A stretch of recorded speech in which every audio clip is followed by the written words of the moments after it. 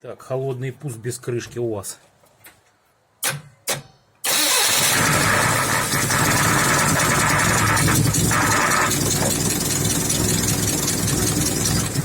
Ну, нормально, разбрызгивания нет.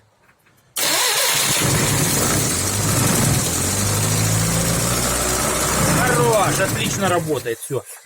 Картерные газы пробивают, в общем, поэтому оно и горит масло в таком состоянии распредвала. Может, это